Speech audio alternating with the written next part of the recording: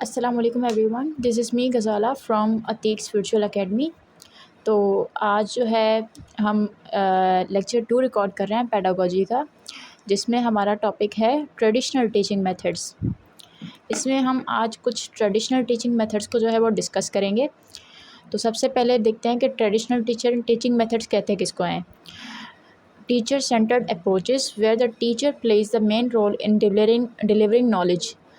ऐसी teaching approach, कल हमने पढ़ा था कि अप्रोच, स्ट्रेटजी, मेथड और टेक्निक में क्या फ़र्क होता है, ठीक है। तो यहाँ पे बात कर रहे हैं कि ऐसी टीचिंग अप्रोच जिसमें टीचर जो है वो मेन रोल अदा करता है नॉलेज को डिलीवर करने में, उसे ट्रेडिशनल टीचिंग मेथड्स कहते हैं, ठीक है। जिसमें टीचर के पास अथॉरिटी होती है। स्टूडेंट्स जो होते हैं वो मोस्टली पैसिव लिसनर्स होते हैं, यानी एक्टिवली टीचर बोल रहा होता है और बच्चे जो है वो चुपचाप सुन रहे होते हैं, ठीक है। वन वे फ्लो होता है कम्युनिकेशन का। उसके बाद है focus is on content delivery. Teacher का फोकस क्या होता है कि मैंने ज़्यादा से ज़्यादा कंटेंट डिलीवर करना है कम टाइम में। तो इसके बाद आता है types of traditional methods. Traditional teaching methods के कुछ टाइप्स हैं, जिसमें से हमने कुछ जो है यहाँ पे डिस्कस करने हैं। सबसे पहला आता है लेक्चर मेथड। ये बहुत आम आपने सुना होगा। लेक्चर मेथड क्या होता है? ये ऐसा टीचिंग मेथड है जिसमें टीचर जो है वो एक्सप्लेन करता है कंटेंट को वर्बली स्टूडेंट्स के आगे, ठीक है। इसमें टीचर बोलता है और बच्चे जो होते हैं, स्टूडेंट्स होते हैं, वो लिसन करते हैं, वो सुनते हैं, ठीक है।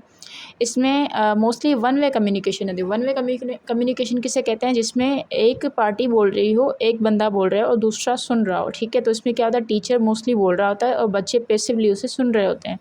ऐसा बहुत कम होता है कि किसी ने बीच में सवाल कर लिया, लेकिन क्या होता है कि ज़्यादातर हिस्सा जो होता है टीचिंग का, उसमें टीचर बोल रहा होता है, ठीक है, क्योंकि वो लेक्चर डिलीवर कर रहा है।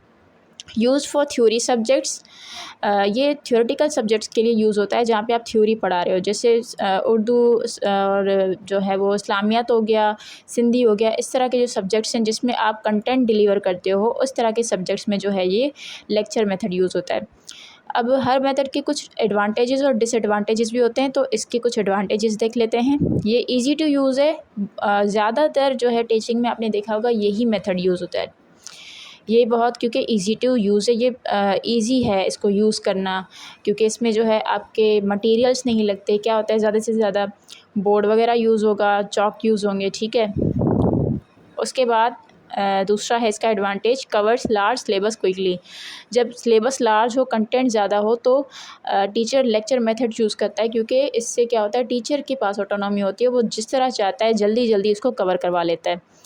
इसके बाद है सूटेबल फॉर लार्ज क्लासेस। ये लार्ज क्लासेस के लिए सूटेबल है, क्योंकि जब लार्ज क्लास होंगी तो वहाँ पे एक्टिविटी कराना बहुत मुश्किल होता है टीचर के लिए। तो वो क्या करता है, लेक्चर मेथड के थ्रू जो है वो क्लास को हैंडल करने के लिए लेक्चर के थ्रू ही उन्हें पढ़ा देता है।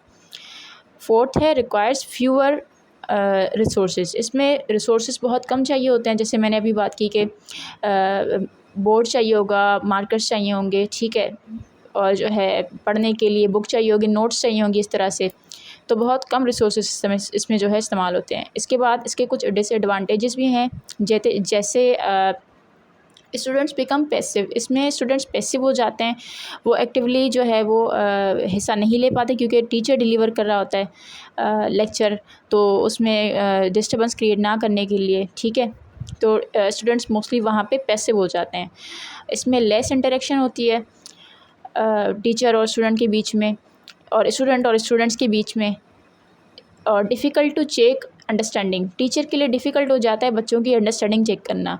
Eight the end of the lecture teacher पूछ सकता है कि भाई सबको समझ आ गया, तो उसमें क्या कहेंगे, मोस्ट ऑफ़ द टाइम सब मिलकर कह देते हैं कि हमें समझ आ गया है। लेकिन किस तरह से चेक होगा कि बच्चों को समझ आया या नहीं आया, तो ये इस मेथड में बहुत डिफ़िकल्ट होता है, ठीक है।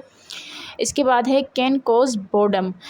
जब टीचर एक्टिवली बोल रहा होगा, बच्चे चुपचाप सुन रहे होंगे, तो चुप रहकर बंदा जो है वो बोर हो जाता है। जब वो किसी चीज़ में एक्टिवली पार्टिसिपेट नहीं कर रहा और चुपचाप बैठे सुन रहा है, तो इससे क्या होता है, बोर्डम क्रिएट होती है।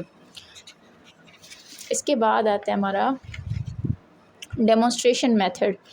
डेमोन्स्ट्रेशन मेथड भी एक टीचर सेंटर्ड जो है वो मेथड है।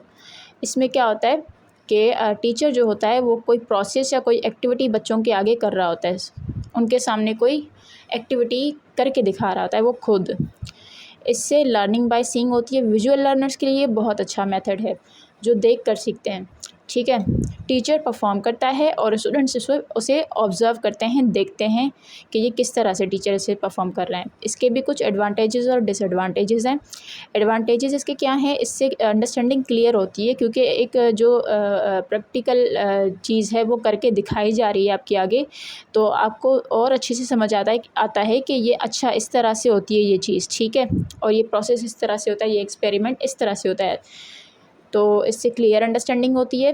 विजुअल लर्निंग इससे होती है क्योंकि आपने देखा होगा कि कई सारी चीज़ें जो हम सुनते हैं वो हमें याद नहीं रहती, लेकिन जो हम चीज़ देख लें एक दफ़ा तो वो हमें काफ़ी अरसे तक याद रहती है। तो इससे विजुअल लर्निंग होती है और बेटर रिटेंशन होती है, याद अच्छे से रहता है। वही जो मैंने यहाँ पे बात की कि विजुअल लर्निंग से आपकी रिटेंशन अच्छी होती है, याद आपको अच्छे से रहता है, जो आपने देखा हुआ हो। सुना हुआ भूल सकते हैं आप, लेकिन देखा हुआ आपको याद रहता है बहुत देर तक। फोर्थ है इसका सूटेबल फॉर प्रैक्टिकल सब्जेक्ट। ये प्रैक्टिकल सब्जेक्ट्स के लिए सूटेबल है। जैसे एक्सपेरिमेंटल सब्जेक्ट्स हो गए तो उनके लिए जो है वो डेमोन्स्ट्रेशन मेथड सूटेबल होता है। इसके बाद इसके कुछ डिसएडवांटेजेस भी हैं। ये टाइम कंज्यूमिंग है। ज़ाहिर है जब एक प्रोसेस आप करवा रहे हो, एक एक्सपेरिमेंट वगैरह करवा रहे हो बच्चों के आगे, तो इसमें टाइम तो लगेगा ही समझाने में, क्योंकि हो सकता है वो गलत हो जाए, उसको सही करने में मिस्टेक्स भी हो सकती हैं। तो ये चीज़ क्या है, टाइम कंज्यूमिंग है। उसके बाद है नीड्स मटीरियल्स। जब आप कोई भी एक्टिविटी परफॉर्म करोगे, बच्चों के आगे कोई प्रोसेस परफॉर्म करोगे, मटेरियल तो चाहिए होगा। और आपको पता है कि गवर्नमेंट स्कूल्स जो होते हैं उनमें मटेरियल अक्सर औकात नहीं होते मौजूद, जो हमें जो है वो प्रोसेस के लिए चाहिए होते हैं, एक्सपेरिमेंट्स के लिए। तो टीचर खुद से जो है वो लो कॉस्ट और नो कॉस्ट जो मटेरियल्स होते हैं उनको यूज़ करते हैं, ठीक है, या फिर खुद से अरेंज करते हैं जैसे। उसके बाद है थर्ड, लिमिटेड स्टूडेंट पार्टिसिपेशन। इसमें पार्टिसिपेशन स्टूडेंट्स की कम होती है। क्योंकि जो है टीचर जो है वो डेमोन्स्ट्रेट कर रहा है, टीचर जो है वो खुद करके दिखा रहा है, बच्चे नहीं कर रहे हैं, ठीक है। तीसरा है ड्रिल मेथड। ड्रिल मेथड जो है ये रिपीटेशन से जो है वो रिपीटेशन वाला एक मेथड है, जिसमें क्या होता है कि कोई भी रिपीटेशन के ज़रिए कोई भी प्रैक्टिस करवाई जाती है या स्किल डेवलप की जाती है। वो किस तरह से, जैसे बच्चों को हम मैथ्स पढ़ाते हैं तो उसमें स्पेलिंग्स हो गई या टेबल्स वगैरह हो गए, वो कैसे हम उनको याद करवाते हैं, प्रैक्टिस अगेन एंड अगेन, बार बार उनको लिख के देना और उनको बोलना कि इसे बार बार लिखो, बार बार पढ़ो। इससे क्या होता है कि बार बार प्रैक्टिस करने से वो चीज़ उनको आ जाती है, ठीक है। और focus on memorisation and accuracy. इसमें क्या होता है कि फ़ोकस क्या होता है टीचर का कि बच्चों को मेमोराइज़ हो जाए कोई चीज़, और वो चीज़ एक्यूरेटली जो है वो बच्चे सीख जाएँ। कोई स्किल है, कोई चीज़ है जो मेमोराइज़ करनी है, तो वो बच्चे एक्यूरेसी से सीख जाएँ और वो मेमोराइज़ कर जाएँ। वो उनको जो है वो रोट लर्निंग करवाई जाती है। रोट लर्निंग कहते हैं रट्टा मारना, ठीक है। जैसे टेबल्स वगैरह हो गए, तो इनमें ये ड्रिल मेथड यूज़ किया जाता है। इसके भी कुछ एडवांटेजेस और डिसएडवांटेजेस हैं। जैसे इससे इम्प्रूव होती है मेमोरी। बार बार एक ही चीज़ जो है वो आप ड्रिल करवा रहे हो तो मेमोरी तो इम्प्रूव होगी ही। इसके अलावा इससे स्किल्स डेवलप होती हैं। एक ही मेथड एक ही प्रोसेस जब आप बार बार बच्चों से करवाओगे तो वो उसकी स्किल डेवलप हो जाएगी। Increase accuracy. जब एक चीज़ बार बार करोगे, पहले तो गलत हो सकती है लेकिन बाद में उसकी एक्यूरेसी इंक्रीज़ होती जाएगी। ये बेसिक्स के लिए बहुत जो है वो अच्छा मेथड है। जैसे छोटे बच्चों को इसी मेथड के थ्रू पढ़ाया जाता है ज़्यादातर। ये इसके डिसएडवांटेजेस भी देख लेते हैं। ये बोरिंग हो सकता है, क्योंकि बार बार एक चीज़ की जब रेपिटेशन हो तो वो चीज़ बोर हो जाती है, ठीक है, बोरिंग हो जाती है। और इसके बाद है नो क्रिटिकल थिंकिंग। ज़ाहिर है जब एक ड्रिल मेथड है, इसमें एक चीज़ बार बार हम कर रहे हैं, किस लिए, ताकि एक्यूरेसी आ जाए, ताकि स्किल हम सीख जाएँ, ताकि हमें मेमोराइज़ हो जाए। तो वो बोरिंग हो सकता है, कोई भी चीज़ बार बार जब रिपीट हो तो वो बोरिंग हो जाती है। सॉरी, ये मैंने कर दिया था। क्रिटिकल थिंकिंग जो है वो इसमें डेवलप नहीं होती। वो कैसे नहीं होती, क्योंकि एक चीज़ आप बार बार रिपीट कर रहे हो, इसमें थिंकिंग की कोई बात ही नहीं होती। इसमें सिर्फ़ और सिर्फ रोट लर्निंग होती है, जिसे हम रट्टा कहते हैं। तीसरा है मैकेनिकल लर्निंग। मैकेनिकल लर्निंग कैसे, बच्चे बार बार करके सीख रहे हैं, ठीक है, प्रैक्टिस कर रहे हैं, बार बार जो है मेमोराइज़ कर रहे हैं, तो ये एक मैकेनिकल लर्निंग हो गई। तो ये कुछ टीचर सेंटर्ड अप्रोचेस थी, कुछ मेथड्स थे, ठीक है। तो ये कुछ टीचर सेंटर्ड अप्रोचेस थी, कुछ मेथड्स है टीचर सेंटर्ड। तो इनमें आपने देखा कि एडवांटेजेस भी होते हैं हर मेथड के, डिसएडवांटेजेस भी होते हैं। तो ये होता है कि कोई भी मेथड परफेक्ट नहीं होता, लेकिन टीचर को सिचुएशन के हिसाब से और बच्चों को देखते हुए, उनकी एज को देखते हुए, वो सारे फैक्टर्स जो हमने कल लेक्चर नंबर 1 में डिस्कस किए थे, उन सबको डिस्कस करते देखते हुए टीचर को मेथड सेलेक्ट करना होता है, ठीक है। और समटाइम्स ये भी होता है कि सिर्फ आप एक मेथड पर रिलाई नहीं करते, आप मिक्स मेथड भी चलाते हो। ड्रिल मेथड के साथ आपने फॉर एग्जांपल डेमोन्स्ट्रेशन मेथड कर लिया, या फिर दो और मिला लिए मेथड, ये तीनों मिला लिए इस तरह से। तो मल्टीपल मेथड्स भी एक टाइम पे यूज़ किए जा सकते हैं, ठीक है। तो ये आज का जो है हमारा लेक्चर था, लेक्चर नंबर 2 पेडागोजी का। आई होप आपको समझ आई होगी। तो मिलते हैं अगले लेक्चर में। अल्लाह हाफ़िज़।